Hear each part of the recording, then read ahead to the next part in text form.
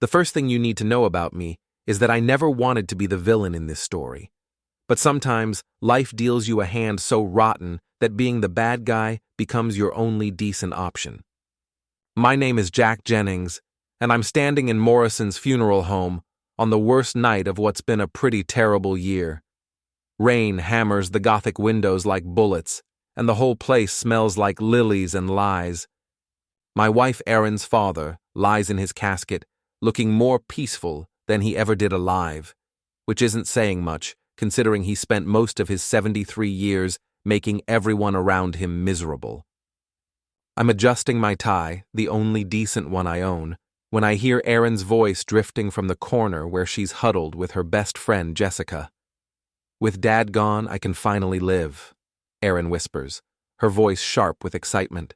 "No more pretending. Chad says I deserve everything, and more than that loser could ever give me." Chad, even his name makes my jaw clench. Chad Brennan, luxury car dealer, trust fund baby, and apparently my wife's new favorite person. Jessica giggles like a teenager, which is disturbing considering she's pushing 40. "You've waited long enough, honey," Jessica purrs. "Time to trade up." I duck behind a flower arrangement, my hands still greasy from fixing the hearse's engine earlier. Yeah, that's what I do now. Odd jobs at funeral homes, boxing coach at Ray's gym, whatever keeps the lights on. 2 years ago, I owned a successful construction company. Then the pandemic hit, contracts dried up, and everything went to hell. Erin inherited $18 million last week. I inherited the knowledge that my wife thinks I'm human garbage. The funeral director, a pale man who looks like he samples his own products, approaches with a concerned expression. "Mr. Jennings? There's someone who needs to speak with you." In the hallway, I find Mr. Blanchard, the family lawyer. He's ancient, wearing a suit that probably cost more than my truck, and carrying a leather briefcase that's seen better decades. "Jack," he says, extending a weathered hand. "Your father-in-law was an interesting man. Complicated. He left specific instructions." He hands me a thick envelope, sealed with actual wax. "Who does that anymore?" "He said you'd know what to do with this when the time came." Blanchard's eyes are sharp despite his age. "He also said to tell you that blood isn't always thicker than water, but loyalty runs deeper than both." Before I can ask what that means, he's gone, disappearing into the rain like some kind of legal ghost. I stuff the envelope inside my jacket and head back to the viewing room, where Erin is now openly laughing with Chad and Jessica. Chad's got his hand on my wife's lower back, and she's not moving away. In fact, she's leaning into it. "Jack!" Erin calls out, her voice honey-sweet and completely fake. "Come meet Chad. He's been such a comfort during this difficult time." Chad extends a manicured hand. He's got perfect teeth, perfect hair, and a handshake like a dead fish. "Sorry for your loss, man. Erin's told me so much about you." I bet she has. "Chad owns Brennan Luxury Motors," Jessica adds, like I should be impressed. "He's been helping Erin with some investment opportunities." "How generous," I say, my voice flat. The rest of the evening drags on like a bad movie. People I don't recognize offer condolences while eyeing my worn suit and calloused hands. Erin plays the grieving daughter perfectly, but I catch her checking her phone constantly, smiling at messages I'm pretty sure aren't from the sympathy card crowd. By 10 o'clock, most of the mourners have left. Erin announces she's going to Jessica's house to process her grief. Chad, naturally, offers to drive her. How thoughtful. I drive home alone to our house. Well, Erin's house now, inherited along with everything else. It's a beautiful place on Lake Millfield, the kind of home I could never have afforded on my own. The kind that makes you feel like an imposter every time you walk through the front door. In the garage, with only the sound of rain on the roof for company, I finally open the envelope. Inside, I find a Swiss bank account number, a password written in the old man's shaky handwriting, and a note on his personal letterhead. "For my son-in-law, whom I trust more than my own blood. She thinks you're weak, but I know better.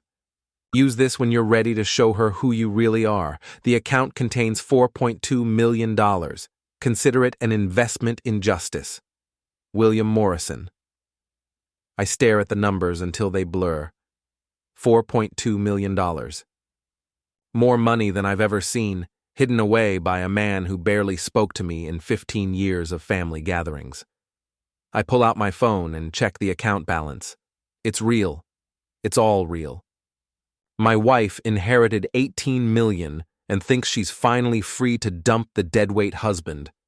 What she doesn't know is that the deadweight just became very, very dangerous. I fold the papers carefully and slip them into my wallet.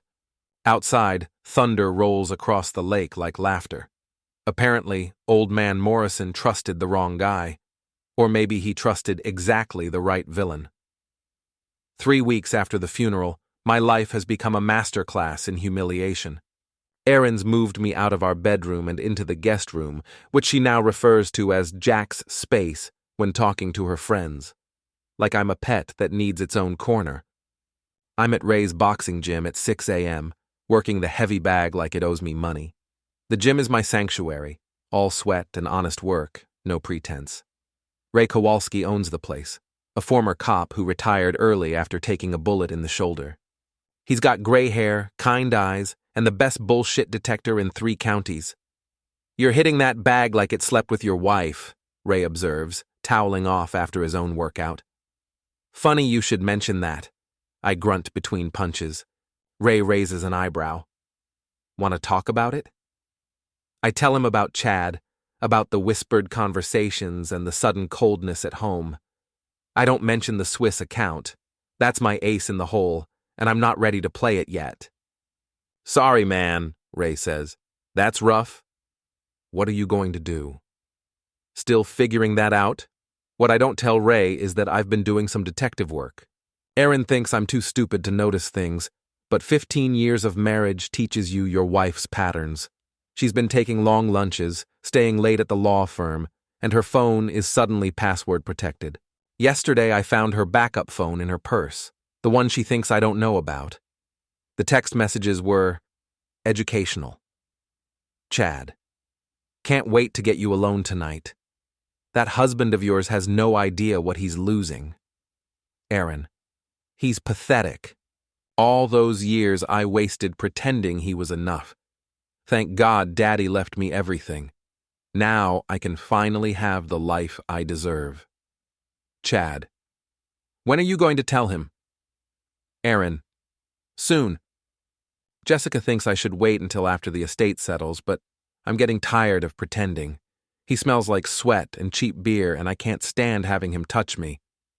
There were photos, too. Hotel rooms, Chad's yacht. My wife doing things with him that she hadn't done with me in years. I memorized every message, every photo, every detail. Then I put the phone back exactly where I found it. That evening, Erin announces she's having a small gathering to celebrate new beginnings. By 8 o'clock, our living room is full of her law firm colleagues, Jessica's social circle, and of course Chad. I'm relegated to bartender duty, which gives me a perfect vantage point to watch my wife flirt with her lover in my own house. Chad's telling some story about a vintage Porsche he just acquired, gesturing with his wine glass like he's conducting an orchestra. A 1973 911 Carrera RS, he brags, only 1,580 ever made. Cost me $300,000, but she's worth every penny. Chad has such exquisite taste, Jessica coos, in everything. She shoots a meaningful look at Erin, who blushes like a schoolgirl. I want to vomit. My 17-year-old daughter Grace chooses that moment to make her entrance. She's been staying with friends more often lately, and when she is home, she treats me like I'm invisible. Tonight, she's got her phone out, recording everything for her social media followers. Hey everyone, she chirps to her camera. Welcome to my mom's celebration. Isn't this house amazing? My mom inherited it from Grandpa, along with everything else. She's basically a millionaire now. She pans the camera around the room, lingering on Chad with obvious approval. And this is Chad, my mom's friend. He's super successful and drives the coolest cars. Not like my dad's beat-up truck. The room erupts in laughter. I feel heat rising in my cheeks, but I keep pouring drinks and smiling like a good little servant. Later, after everyone's had too much wine, Jessica stands up with her glass raised. A toast to Erin, who finally has the freedom to live her best life. To new beginnings, Chad adds, his arm sliding around Erin's waist. To getting what you deserve, Erin declares, her eyes bright with wine and malice. They drink. I watch. And I plan. After midnight, when the last guest stumbles out to their Uber, Erin and Chad retreat to the kitchen for what they think is a private conversation. I'm cleaning up in the living room, but the acoustics in this house are excellent. How much longer do we have to keep this up? Chad asks. Not long, Erin replies. My lawyer says the estate should be fully settled within a month. Then I can file for divorce and we can be together properly. What about the house? Will he try to fight for half? Erin laughs, sharp and cold. With what lawyer? He can barely afford his truck payment. Besides, everything's in my name now. Daddy made sure of that years ago. Smart man. He knew Jack was weak, said he could smell it on him from the beginning.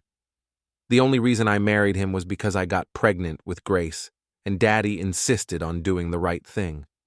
Biggest mistake of my life. I stopped pretending to clean and just listen. Well, Chad says, his loss is my gain. You're incredible, Erin. Beautiful, successful, rich. Everything a man could want. And you're everything he's not. Strong, ambitious, sophisticated. When we're married, we'll be unstoppable. They're kissing now. In my kitchen. Planning my destruction while making out like teenagers. I slip upstairs to Grace's room. She's editing her party video, adding captions and filters. Hey, Dad, she says without looking up. Thanks for playing bartender tonight. Very authentic. Grace, we need to talk. About what? Your midlife crisis. Mom already filled me in. She says you're having trouble adjusting to her success. Is that what she told you? Grace finally looks at me, and her expression is pure teenage disdain. Dad, you work at a boxing gym and fix cars at funeral homes. Mom's a successful attorney who just inherited millions. Do the math. She turns back to her phone. I'm posting this video. My followers love drama, and our family is basically a reality show now. I want to tell her everything. About Chad, about the affair, about the Swiss account that changes everything. But she's 17, and she's been poisoned against me by experts. Instead, I go to my room, the guest room, and lie awake listening to Chad's Porsche purr out of our driveway at 3 a.m. Tomorrow, I decide, the real game begins. I start following them on Thursday. Chad's routine is predictable. Office by 9, long lunch at the country club, back to the dealership until 5, then either the gym or straight to whatever hotel he's meeting my wife at. Today, it's the Riverside Inn, a discreet place where rich people conduct their indiscretions. His precious Porsche sits in the parking lot like a silver bullet, gleaming under the afternoon sun. $300,000 of German engineering, and he leaves it unlocked. Careless. I don't do anything dramatic. Just a few pounds of raw shrimp tucked deep into the air conditioning vents, some sugar in the gas tank, and the word cheater keyed into the driver's side door. Simple, effective, and completely untraceable thanks to Ray's connections with the security company that mysteriously had a camera malfunction between 2 and 4 p.m. The next morning, Erin comes down to breakfast, looking radiant. She's humming while she makes her coffee, checking her phone constantly. You seem happy, I observe. Just a beautiful day, she says, not bothering to look at me. I'm having lunch with Jessica, then meeting a client. Client. Right. Grace appears, already dressed for school, and recording herself for another social media post. Morning, followers. Just another day in paradise. Mom's glowing today, must be all that success energy. She pans to me, sitting at the kitchen island in my work clothes. And there's Dad, getting ready for another day of, what is it you do again? I teach kids how to fight, I say quietly. How noble, Erin mutters, finally glancing up from her phone. Very aspirational. After they leave, I sit in the empty house and think about my next move. The Swiss account gives me options, but I need information first. Real information, not just angry husband surveillance. I call a number Ray gave me months ago. Tommy Chen runs a private investigation service that specializes in delicate matters for people who can afford discretion. His office is above a Chinese restaurant in the old part of town. I need everything you can find on Chad Brennan and Jessica Walsh, I tell him, sliding an envelope containing $10,000 across his desk. Financial records, personal history, professional credentials, everything. Tommy nods without asking questions. 2 weeks? 1 week. There's a bonus if you find anything particularly interesting. He smiles. I always find interesting things, Mr. Jennings. That evening, Erin comes home late, claiming she was working on a difficult case. She's showered and changed clothes, but she still smells faintly of expensive cologne. Not mine. How was your day? She asks, settling into her chair with a glass of wine. Productive. Taught a kid how to throw a proper right hook. Fixed Mrs. Patterson's garbage disposal. You know, the usual pathetic stuff. She doesn't catch the edge in my voice. That's nice, dear. Grace joins us for dinner, which is rare these days. She's unusually chatty, telling us about her college application essays and her plans for senior year. I'm thinking about majoring in business, she announces. Chad says there's a lot of opportunity in luxury goods. He offered to write me a recommendation letter. Erin beams. Chad's so thoughtful. He's been such a good friend to our family. The best, I agree. A real stand-up guy. Friday afternoon, my phone buzzes with a text from an unknown number. Check your email. Tommy's report is comprehensive and devastating. Chad Brennan, it turns out, has been living a lie for years. His successful car dealership is leveraged to the hilt. His luxury lifestyle funded by maxed-out credit cards and loans from questionable sources. His business license was suspended twice for odometer fraud, and he's currently under investigation by the state attorney general's office. But Jessica's file is even more interesting. Jessica Walsh, former socialite, has a sealed juvenile record and an adult arrest for fraud that was mysteriously dropped when she agreed to testify against her co-conspirators. She's been married 3 times, each marriage ending when her husband's assets mysteriously disappeared into offshore accounts. Most interesting of all, Jessica tried to seduce me at a Christmas party 5 years ago. I turned her down, probably more harshly than necessary. According to Tommy's psychological profile, she's the type who doesn't handle rejection well. The pieces are starting to fit together. Jessica didn't just happen to encourage Erin's affair with Chad, she orchestrated it. This isn't just about my wife wanting to trade up, this is revenge, served cold and calculated. Saturday night, there's a charity gala at the yacht club. Erin insists I attend as her +1, which should have been my first warning. I rent a decent tuxedo and show up ready to play the part of the supportive husband. The yacht club is everything you'd expect: old money, older whiskey, and conversations about tax shelters, disguised as small talk. I'm nursing a beer and trying to blend into the wallpaper when Chad approaches with 2 other men I don't recognize. Jack! Great to see you, buddy. Chad's had a few drinks and his usual polish is starting to slip. I was just telling Brad and Marcus here about your unique career path. Unique how? I ask. Well, it's not every day you meet a professional punching bag instructor. He laughs at his own joke. I mean, boxing coach. Same thing, right? Brad and Marcus chuckle politely. They're both wearing watches that cost more than I make in a year. Actually, I say, keeping my voice level, I teach people how to hurt other people without getting hurt themselves. It's all about leverage, timing, and knowing your opponent's weaknesses. Something in my tone makes Chad's smile falter slightly. Right, well, that's interesting. The most important lesson is that the biggest guys usually fall the hardest. They're not used to being challenged, so when someone smaller and smarter comes along, they don't see it coming until it's too late. I take a sip of my beer and smile. Physics is a beautiful thing. Chad excuses himself shortly after that, but I catch him whispering to Erin near the bar. She glances over at me with an expression I can't quite read. The evening's entertainment is a live auction for charity. Rich people bidding ridiculous amounts on vacation packages and wine collections, all for the tax write-off. I'm watching from the back when the auctioneer calls for volunteers to help with the next item. "I need someone strong to help display this beautiful sculpture," he announces. Before I can object, Erin's hand shoots up. "My husband can help. He's very physical." Great. Now I'm on stage in front of 200 people, helping to showcase a bronze statue that probably costs more than my truck. The auctioneer makes small talk while people examine the piece. "And what do you do, sir?" he asks me. "I'm a boxing coach," I reply into the microphone. "Wonderful.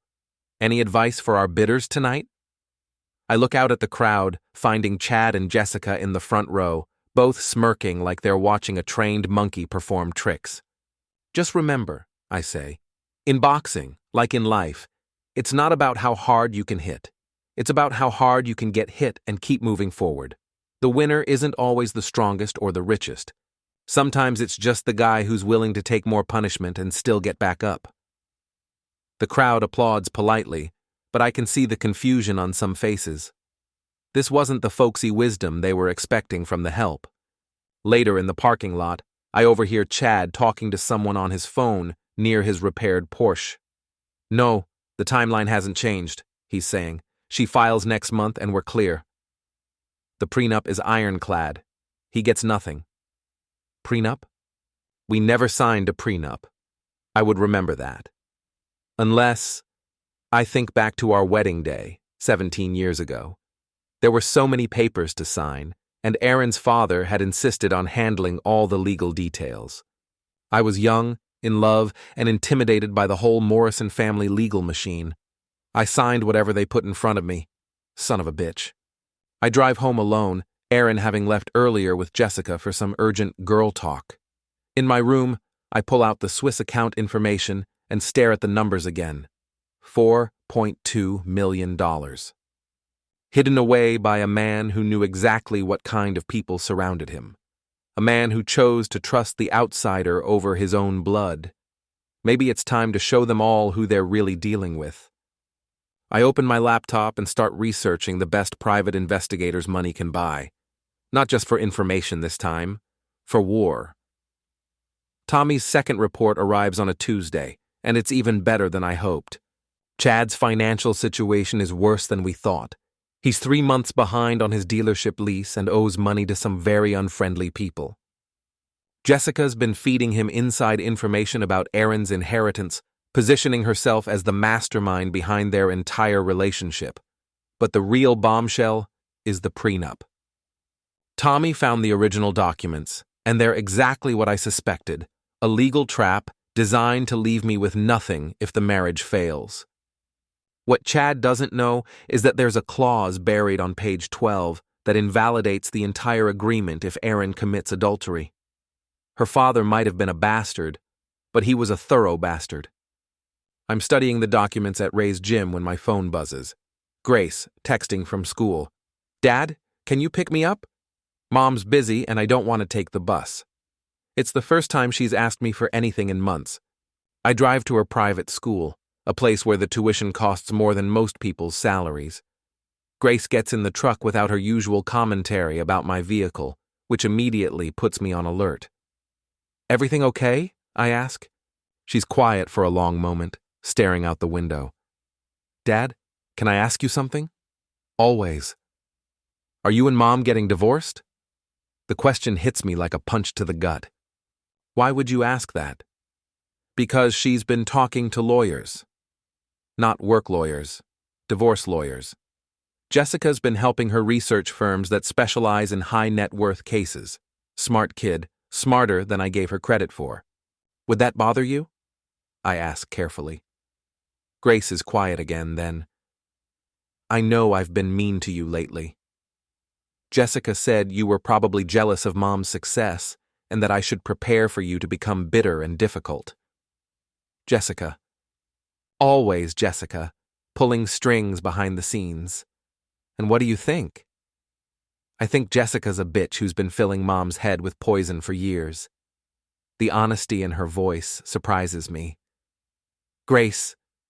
Dad. I'm 17, not 7. I see what's happening. Mom's having an affair with Chad, Jessica's encouraging it, and they're all treating you like garbage. I went along with it because, I don't know, it seemed easier. We're sitting in our driveway now, but neither of us moves to get out. I'm sorry, she says quietly. You don't deserve this. For the first time in months, I feel like I might not be fighting this battle alone. Grace, I need you to know that whatever happens between your mother and me, it's not your fault, and I'm going to make sure you're protected no matter what. She nods, then looks at me with eyes that are suddenly much older than 17. Dad, when you fight back, and I know you will, don't hold back because of me. Mom made her choices. So did Jessica and Chad. That evening, I put my plan into motion. I hack into our home's smart system.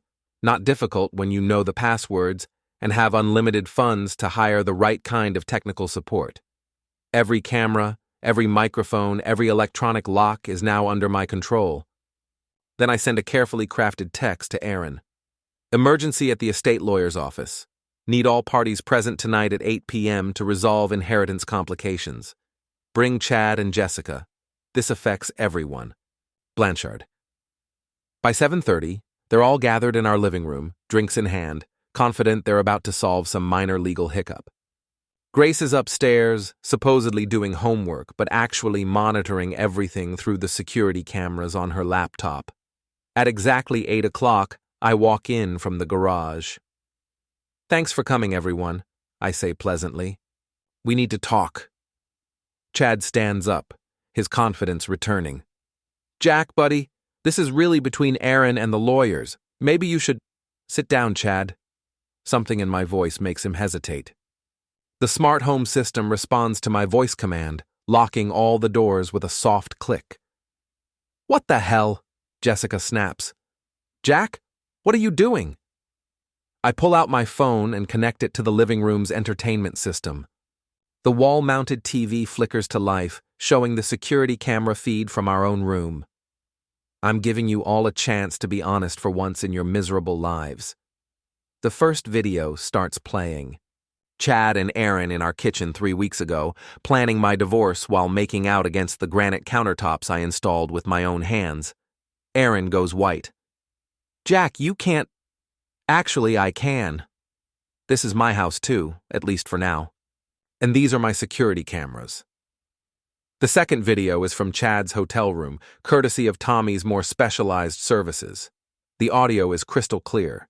Jessica tries to leave, but the smart locks hold firm. This is kidnapping, Jack. I'm calling the police. Go ahead. Tell them you're trapped in someone else's house watching videos of yourself conspiring to commit fraud. Because that's what the third video shows. Jessica and Chad planning to manipulate Erin's inheritance, with Jessica coaching Chad on exactly what to say and do to maximize their take. You see, I continue, walking slowly around the room like a professor giving a lecture. I've learned some interesting things about all of you. Chad, your business is bankrupt. You owe money to people who break legs for late payments. You need Erin's money to survive. Chad's face is red now, veins bulging in his neck. You don't know what you're talking about. And Jessica, you've been planning this for 5 years. Ever since I turned down your pathetic attempt at seduction at the Morrison Christmas party. This isn't about helping Erin find happiness. This is about revenge. Jessica's mask finally slips completely. You arrogant piece of shit. You think you're so noble, so pure. You have no idea what you cost me. What I cost you, I said, no thank you when you threw yourself at me in a coat closet. That's not exactly a war crime.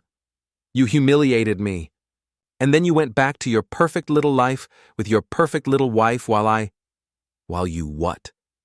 Spent 5 years poisoning my marriage, turning my daughter against me?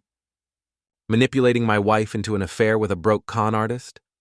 The room is silent except for the sound of the videos still playing on the TV. I pick up the remote and pause on a particularly damning shot of all three of them toasting Jack's downfall at some restaurant.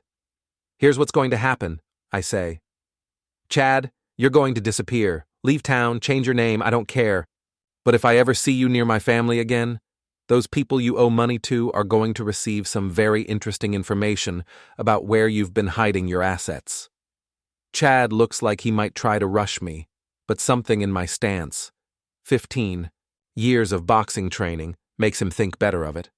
Jessica, you're going to explain to Erin exactly how you've been manipulating her. Every lie, every suggestion, every poisonous word you've whispered in her ear for the past 5 years. Go to hell. I smile and pull out a thick folder. Option 2. I release everything to the State Bar Association, the IRS, and that true crime podcast that's been investigating financial fraud among the social elite. Your choice. Jessica's face crumbles. She knows she's beaten. And Erin, I say, finally turning to my wife, who's been sitting in stunned silence through the whole confrontation. You're going to decide right now what kind of person you want to be. The woman who chose money and status over loyalty and family, or someone who remembers that marriage means something. Jack, I found the prenup, Erin.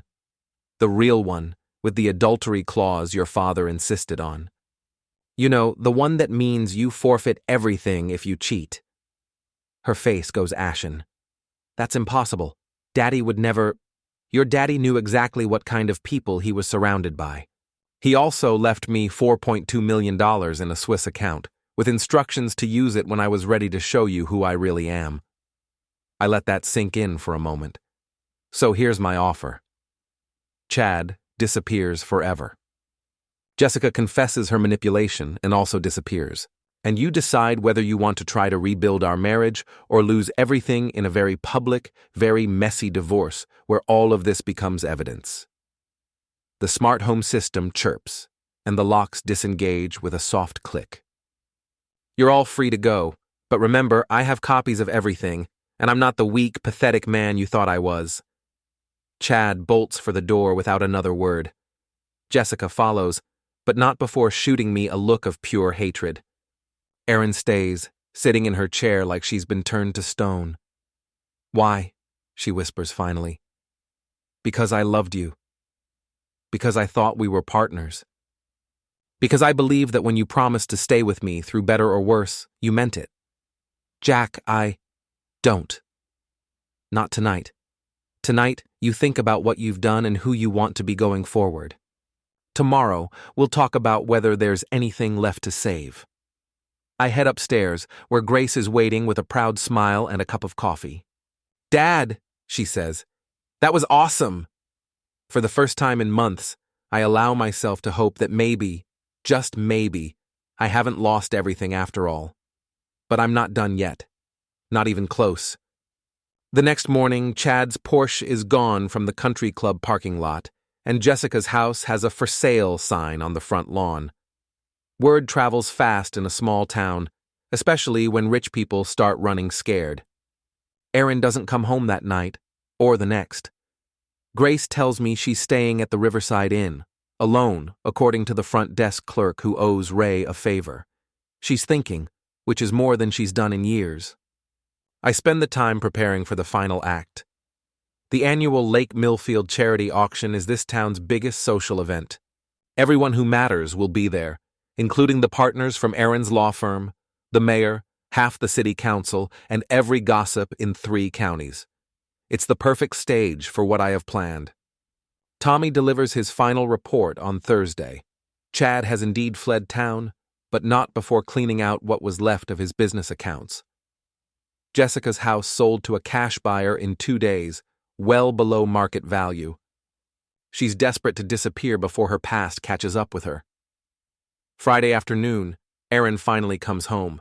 She looks terrible, pale, exhausted, like she hasn't slept in days.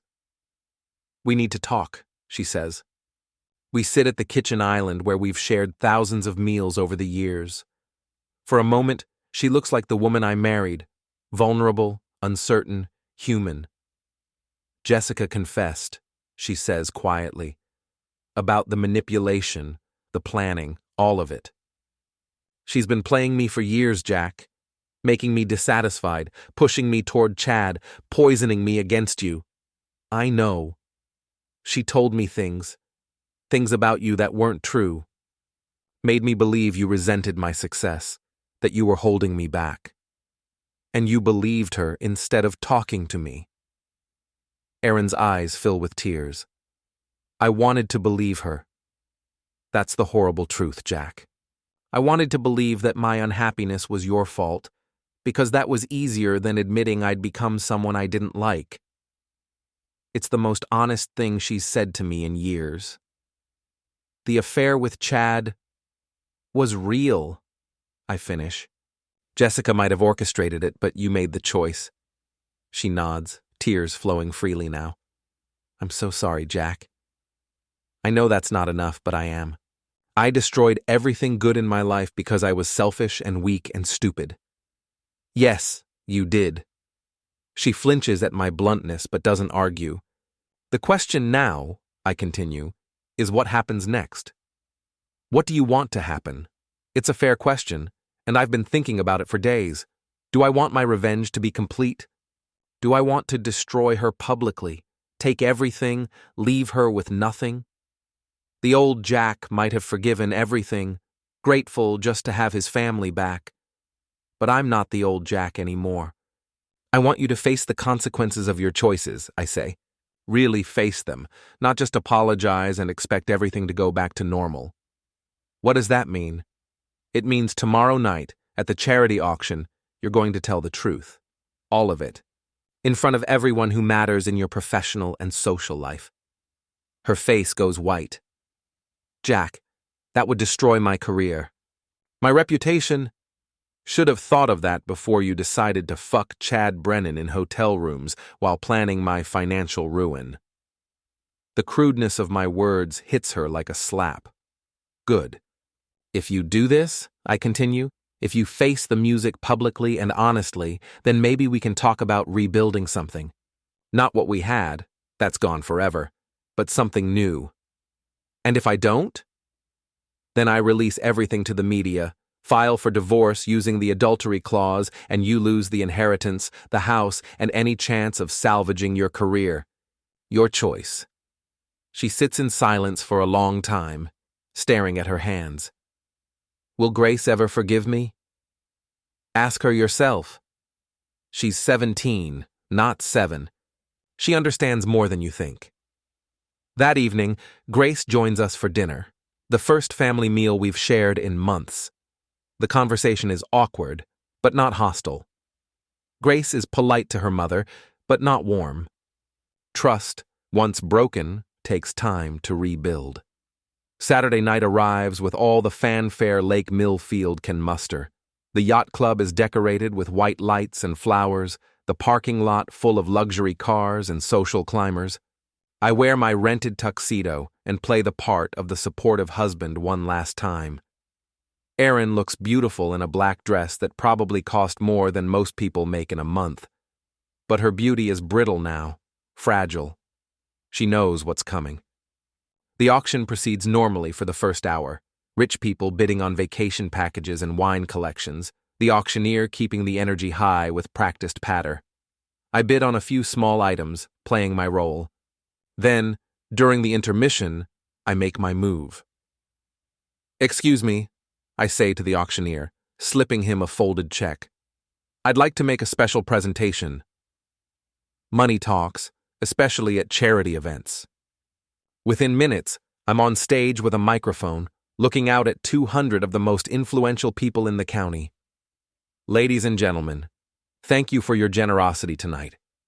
Before we continue with the auction, my wife Erin has something she'd like to share with all of you." I gesture to Erin, who's frozen in her seat at our table. Every eye in the room turns to her. "Erin?" The floor is yours. For a moment, I think she might run.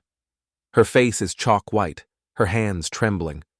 But then she stands, walks to the stage, and takes the microphone with the dignity of someone facing a firing squad. "Thank you, Jack," she says, her voice barely steady. I need to tell you all something important, about integrity and choices and the kind of person I've become." The room is completely silent now. You could hear a pin drop. 6 months ago, I inherited a substantial amount of money from my father. Instead of being grateful for the blessing, I let it change me. I became arrogant, entitled, and cruel to the people who loved me most. She looks directly at me, then at Grace, who's recording everything on her phone. I had an affair with Chad Brennan, who many of you know. I betrayed my husband, lied to my daughter, and planned to divorce Jack to steal everything he'd worked for. I was manipulated into some of these choices, but that's not an excuse. I made the decisions. I chose selfishness over loyalty, money over love. The silence is deafening. I can see phones coming out all over the room, recording what will be tomorrow's biggest scandal. My husband discovered everything, and instead of destroying me, which he had every right to do, he's giving me a chance to face the truth publicly and honestly. To own my mistakes and try to become someone worthy of forgiveness. Her voice breaks slightly, but she continues. I don't know if my marriage can be saved. I don't know if my daughter will ever trust me again. But I know that the person I became these past months isn't who I want to be. So I'm here, in front of all of you, admitting that I was wrong. Completely, inexcusably wrong. She sets the microphone down and walks back to our table, her head high despite the tears streaming down her face. The room erupts in whispers and shocked murmurs. I return to the stage and take back the microphone. My wife just showed more courage in 5 minutes than most people show in a lifetime, I say. She made terrible choices, but she's facing the consequences with dignity. That's more than can be said for Chad Brennan, who fled town rather than face his victims, or Jessica Walsh, who manipulated and lied for years before disappearing when the truth came out. I scan the crowd, seeing shock, admiration, and no small amount of fear on various faces.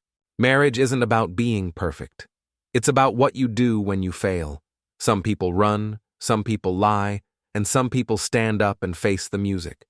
Tonight, you've seen all three. I hand the microphone back to the auctioneer and return to my seat. Erin is crying quietly. Grace is holding her mother's hand, and the entire room is buzzing with the kind of gossip that will fuel conversations for years. The auction continues, but nobody's really paying attention to the bidding. They're all watching us, waiting to see what happens next. What happens next is that we go home. Together. As a family that's been broken but might possibly be ready to heal. In the car, Grace breaks the silence. Mom, that was the bravest thing I've ever seen anyone do. Erin turns to look at her daughter, then at me. I have a lot of work to do to earn back your trust. Both of you. Yes, you do, I agree. But you made a good start tonight. At home, we sit in the living room where just a week ago I'd exposed their betrayal. Now it feels different. Not healed, but honest. What happens now? Erin asks. Now we see if we can build something real, I say. No more lies, no more games, no more taking each other for granted. We start over, from the ground up. Can you ever forgive me? I think about it for a long moment. Ask me in a year. If you do the work, if you prove that tonight wasn't just performance art, then maybe. But it's going to take time, Erin. A lot of time. She nods, accepting the reality of what she's done to us. Grace yawns and stretches. I'm going to bed. This family drama is exhausting. After she goes upstairs, Erin and I sit in comfortable silence for a while. Jack? Yeah? The Swiss account. What are you going to do with it? I smile for the first time in weeks. Your father left me a note with the account information. He said to use it when I was ready to show you who I really am. And who are you, really? I'm the man who loved you enough to give you a chance to save yourself instead of just destroying you. I'm the man who's going to use that money to start a foundation for kids who need someone in their corner. And I'm the man who's going to spend the rest of his life making sure our daughter knows her worth isn't measured by her bank account. Erin wipes her eyes and nods. I think Daddy chose the right man to trust. We'll see. 6 months later, Erin has rebuilt her reputation through hard work and genuine humility. Grace is thriving in her senior year, and our marriage is slowly, carefully finding new ground. Chad Brennan was found 3 states away, arrested for fraud and embezzlement. Jessica Walsh disappeared completely, leaving behind only debts and bitter ex-friends. As for me, I learned that sometimes the best revenge isn't destruction. It's giving someone the chance to save themselves and watching what they do with it. Some people run, some people lie, and some people, if you're very lucky, choose to fight for what matters most.